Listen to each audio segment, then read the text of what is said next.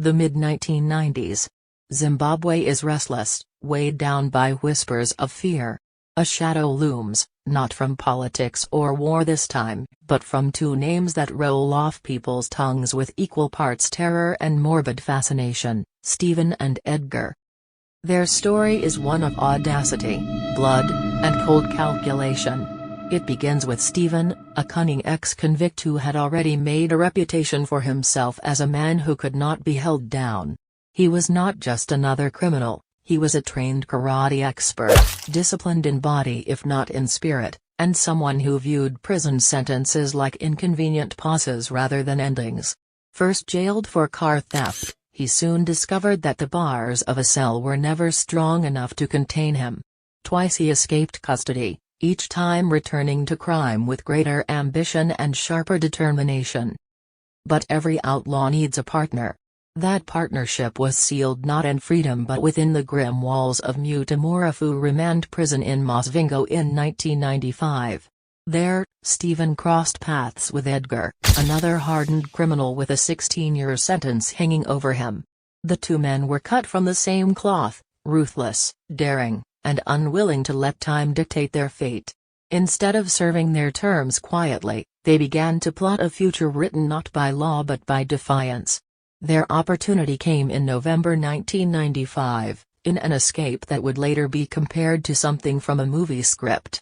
Alongside 3 other inmates, they overpowered prison guards, turned the tables by locking the warders inside their own cells, and then walked out of the gates as if the rules of confinement simply didn't apply to them. It was the birth of a legend, their first act in a bloody theater of crime. Freedom meant danger, but it also gave them room to sharpen their notoriety.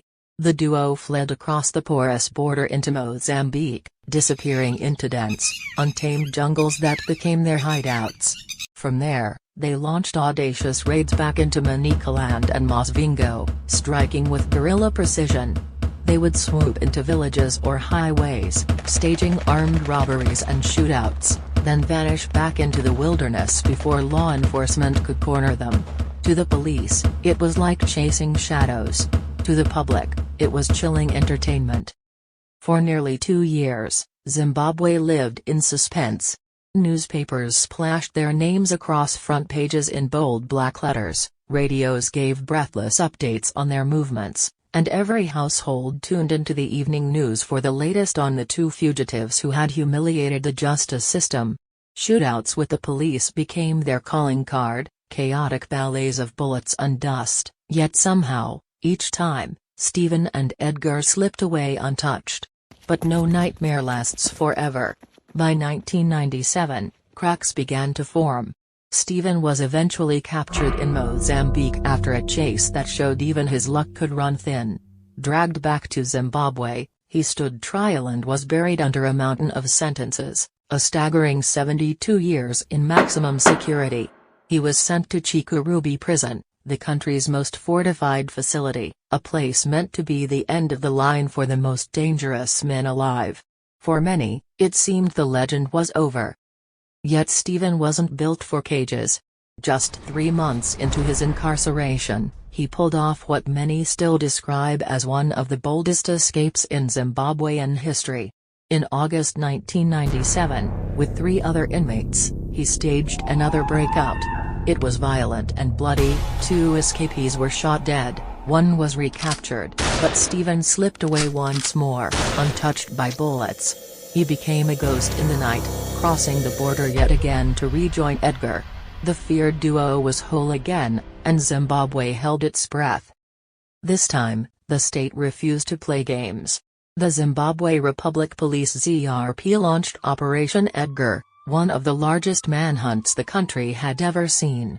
Posters of the fugitives were plastered everywhere, on television screens, in newspapers, and on radio announcements. A massive $60,000 bounty was placed on Stephen's head, an unheard-of amount at the time, reflecting the desperation to end the reign of the country's most notorious fugitives. For ordinary citizens, daily life now carried an edge of suspense. Every knock at the door, every shadow on the road could be mistaken for the men everyone feared. The net tightened. Edgar was the first to fall, captured on the road to Chinhoyi after weeks of relentless pursuit.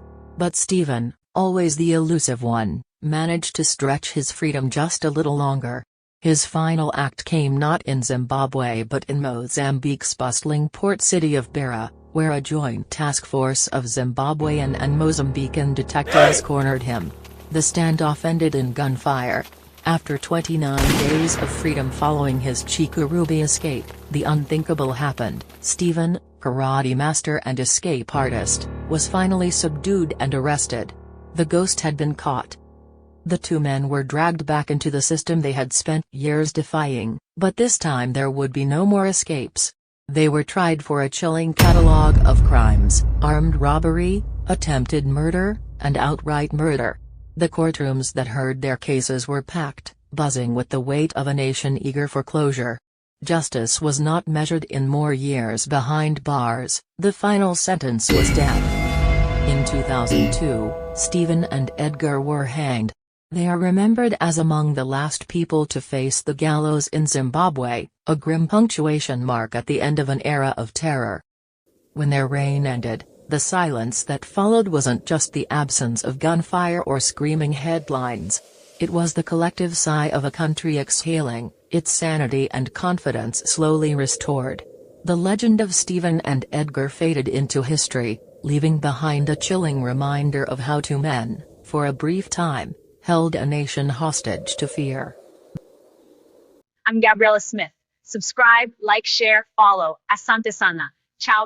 The Zambezi flows, a silent, dark serpent under a sliver of moon.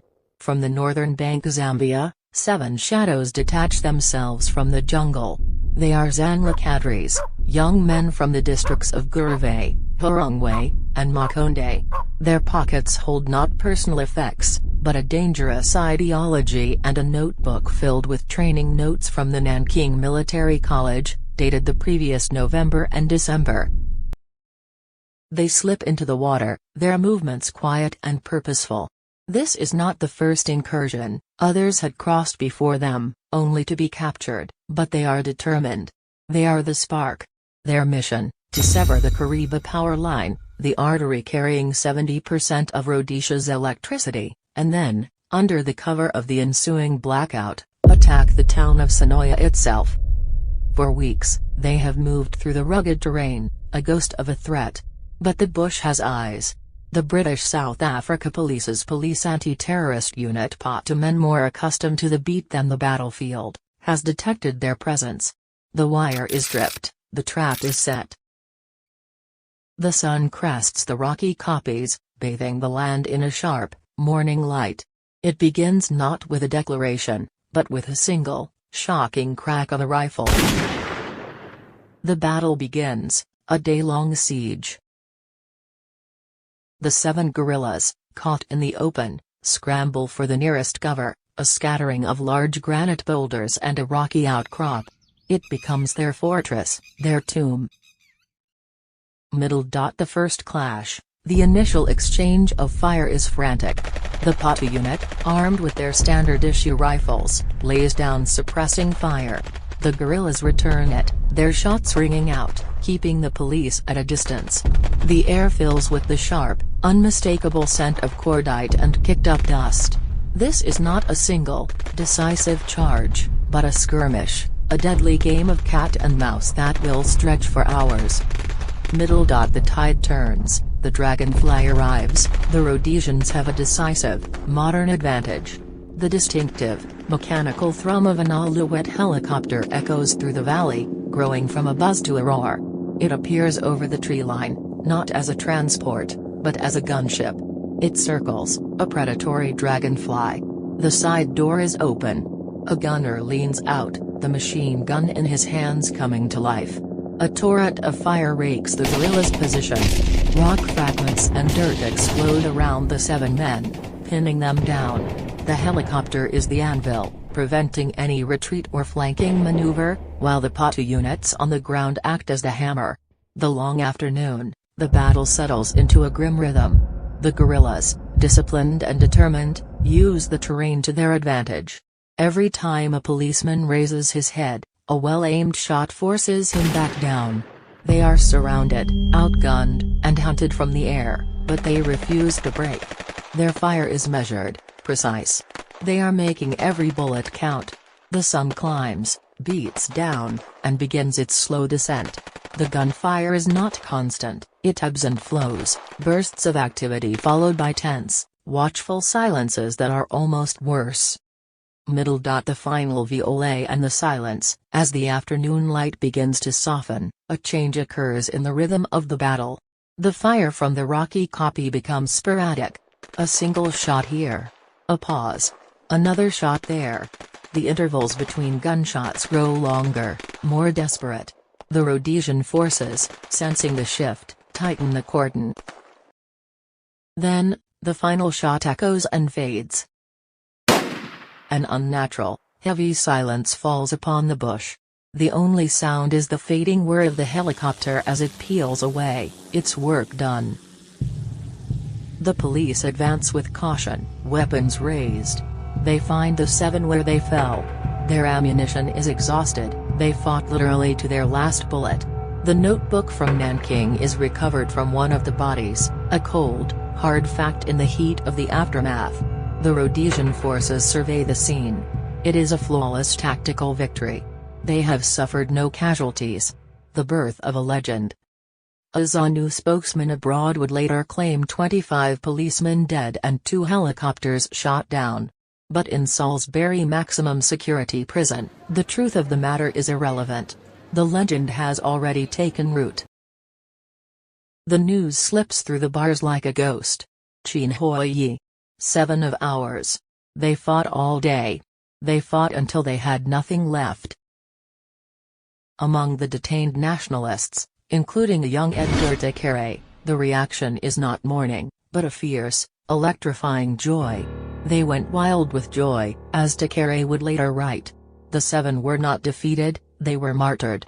They had stood against the might of the state for an entire day and had chosen death over surrender. In their failure, they had written a playbook for defiance. Fade to modern day. The site of the skirmish is now the Mashonaland West Provincial Heroes Acre. A museum stands nearby, built by the National Museums and Monuments of Zimbabwe. The anniversary of the battle is celebrated as Chimaranga Day. The 7 men who died in that rocky patch of bush lost their military engagement. But in the echo of their final, spent bullets, they ignited a war that would change a nation. The Rhodesians won the battle. But the 7, in their enduring legend, helped win the story. I'm Gabriella Smith. Subscribe, like, share, follow. Asante sana. Ciao. The sun beats down on the dusty roads of Domboshava, a small village cradled in the hills northeast of Harare. It is October 10, 1984. In a modest home, a couple welcomes a son. They look at him, their hearts swelling with hope for a future far beyond these humble surroundings. They give him a name that is both a blessing and a challenge: Genius. The name hangs heavily on the young boy. In the cramped classroom, it feels like a cruel joke. The letters on the page dance and blur. The numbers refuse to make sense.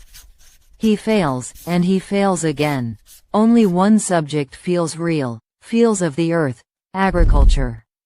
Here, his mind clicks into place, understanding the land, the crops, the practical mechanics of growth. The teachers sigh, marking him as a hopeless case. Classmates snicker behind his back, mocking the boy named Genius who can't pass a test. But behind his eyes, a different kind of intelligence is at work. He approaches his mother, his face a mask of regret. He needs money, he says, to rewrite the exams. She gives him what she can. But he never goes to the examination hall. Instead, he walks into the bustling streets, the coins burning a hole in his pocket. He finds a vendor selling old, battered mobile phones. He buys one, then 2. He cleans them, fixes them, and sells them for a profit.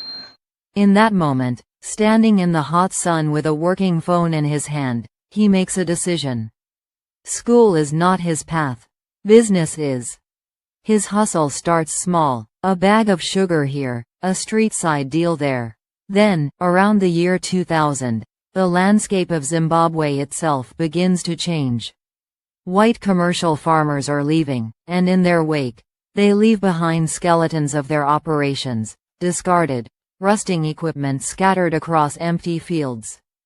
Most people see junk, but Genius sees something else.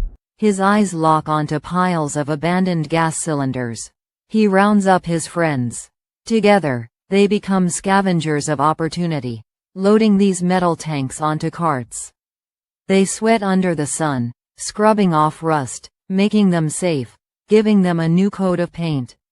Then they transport them to the city, where the demand for cooking gas is insatiable. This is no longer a side hustle. This is the birth of pioneer gases. He isn't selling scrap, he is selling survival. The business outgrows Zimbabwe's borders. He packs a small bag and crosses into Botswana with little more than ambition. He borrows money from relatives, his charm his only collateral. He starts importing gas. The operation expands, stretching its veins into South Africa and Zambia. Pioneer Gases becomes a regional force. The boy who once struggled for shillings now commands serious money.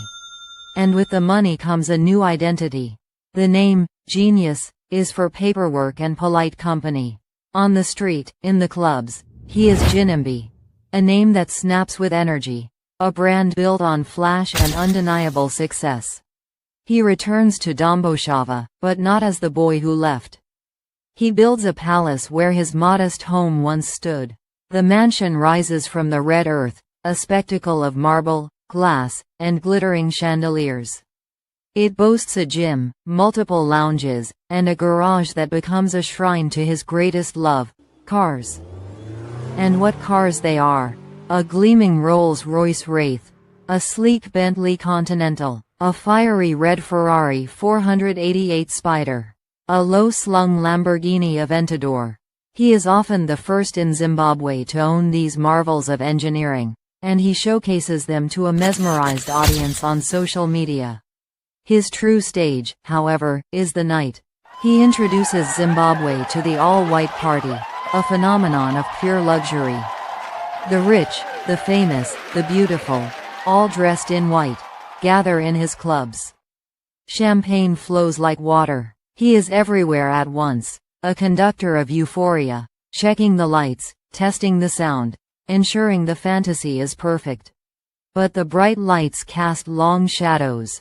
In 2014, whispers of a R1.6 million fraud scheme in South Africa swirl around him. He denies everything.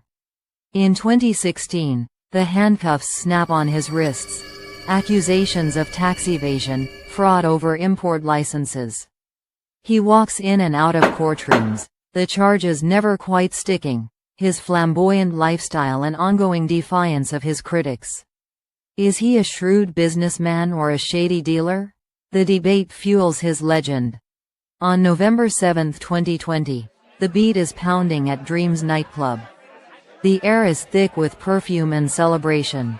Michelle, Moana, Amulai, a rising star of the party scene, is turning 26. Ginimbi is at the center of it all. He takes out his phone, going live on Instagram. A casual white shirt, a easy smile. "Guys, it's going down tonight," he says, his voice a promise of more to come. The party rages until the sky begins to lighten. At 5:20 a.m., Ginimbi leads his friends to the curb. He slides into the driver's seat of the silver Rolls-Royce Wraith. Moana slips into the passenger seat. In the back, friends settle in. Licia, a socialite from Mozambique, and Karim Kazal, a businessman from Malawi. The engine purrs to life. On Borrowdale Road, the world is still and quiet. The Rolls-Royce becomes a silver streak, its power vibrating through the chassis. He pushes the accelerator, the speedometer climbing. He swings out to overtake, crossing the solid line into the empty oncoming lane. But the lane is not empty. Headlights. Small, close, immediate. A Honda Fit. There is no time to brake, no time to scream. The world erupts in a symphony of shattering glass and twisting metal. The devastating force of the head-on collision hurls the 2-ton Rolls-Royce like a toy. It careens off the tarmac, its trajectory ending in a sickening, final impact with a giant roadside tree. The sound is apocalyptic. Then, silence. For 1 second. A spark meets leaking fuel. A fireball explodes into the morning sky, engulfing the wreckage. The violent force has already thrown Ginimbi, unbelted, through the windshield. He lies on the cool grass of the roadside, his life ended by the impact alone. Inside the inferno, there is no escape. The doors are jammed, the seatbelts become traps. The flames consume everything. When the news breaks, it echoes through every corner of Zimbabwe. Crowds gather at the smoldering site, a silent testament to a life extinguished. The tributes pour in, a chorus of contradictions. He was the generous benefactor who paid bills and built roads in Domboshava. He was the reckless king of the night, who lived too fast and too loud. Genius lived like fire, a brilliant, captivating, and dangerous flame that burned too brightly to last.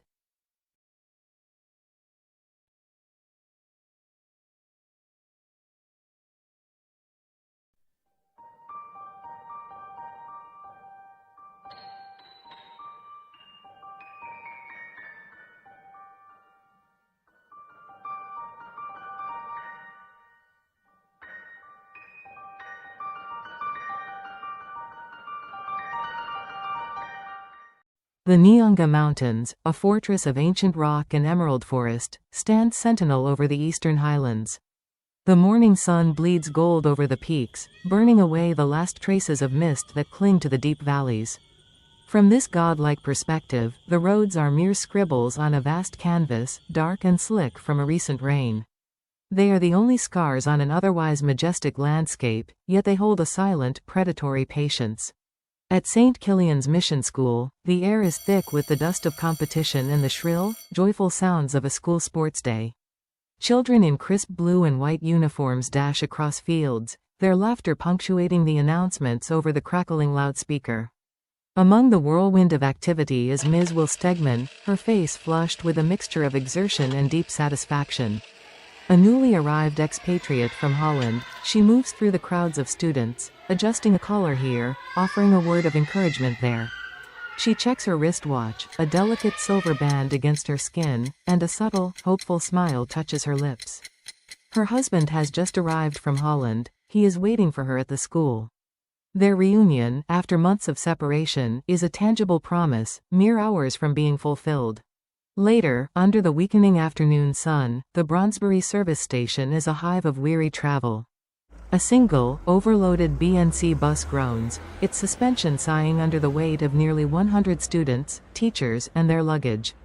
The mood is tired but cheerful, a cacophony of chatter and laughter. Ignatius Bukuta, a teenager, finds himself as a straphanger, standing in the aisle and holding onto a metal rail for support. The bus door hisses open and a concerned motorist, having observed the loading with a deepening frown, approaches the driver. "Brother," the motorist says, his voice low and urgent, his eyes darting towards the mountain road ahead. "This road. It is not for speed. It has many teeth. Please, I beg you, be careful." The driver, a man whose movements carry a slight, unsteady swagger, turns his head. The scent of diesel fuel mixes with the sharp, unmistakable tang of alcohol on his breath. He brushes off the concern with a dismissive wave of his hand. "We are late. Don't worry yourself," he slurs, before climbing back into his seat with the solemnity of a king returning to a flawed and unsteady throne. Inside the bus, as it lurches forward, the initial cheer begins to erode. The vehicle picks up speed too quickly, its body swaying dangerously on the winding ascent into the mountains. The lush green scenery becomes a dizzying blur outside the windows. Nervous murmurs ripple through the student body. "Sir," a brave voice calls out from the back, "please, can we slow down?" The driver merely grunts, gripping the wheel tighter. The pleas grow more frequent, more desperate. "Driver, we are feeling sick. Please, stop for a while." Ignatius later recalled the growing fear. "We continuously pleaded with him to stop for recess, but he turned a deaf ear." Finally, at a place known as Nyanga, the bus screeches to a halt. The overlook offers a spectacular panorama, the sky ablaze with the fiery oranges and deep purples of sunset. It is a moment of breathtaking, false peace. Students spill out, gasping in the cool air, but the driver remains impatient, tapping his fingers on the steering wheel.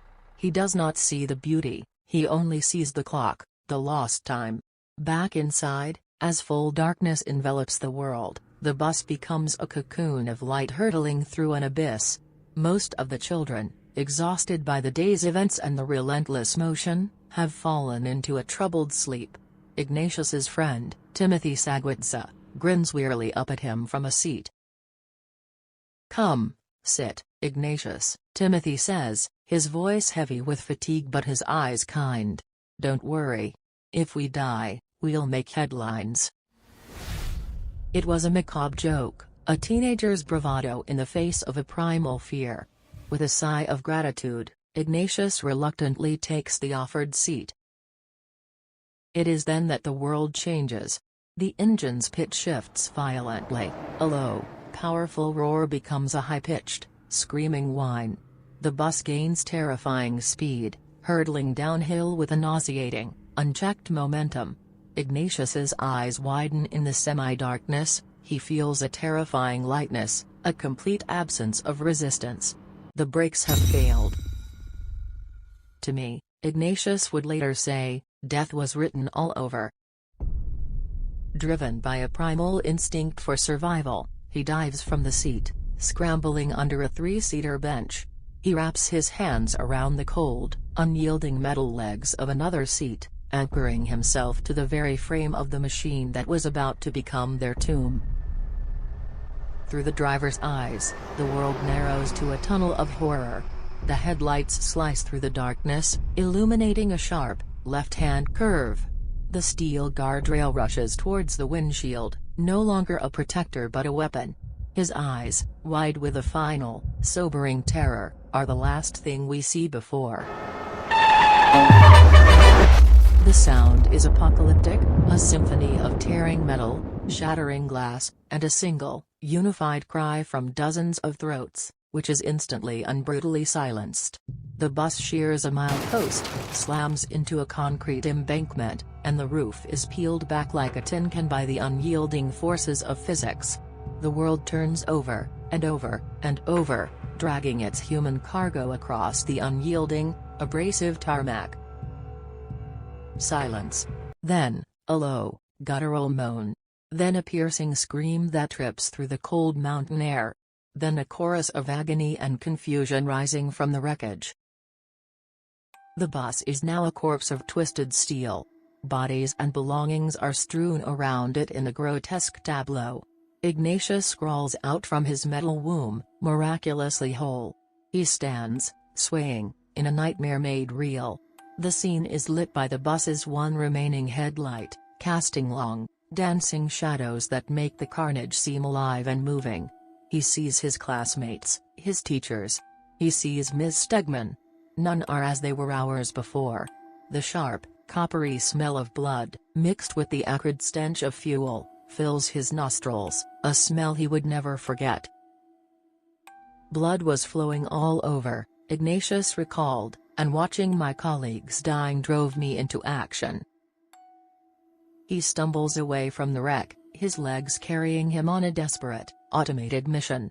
He reaches a nearby village, his fists pounding on doors, his voice raw as he throws stones at darkened windows. "Help. Please, help us," he screams into the sleeping night. There has been an accident. People are dying. But closed doors and silence greet his pleas. The world is asleep, oblivious to the hull just meters away. The courage that had propelled him this far vanishes, replaced by a crushing sense of isolation and failure. He cannot bring himself to return to that hellscape.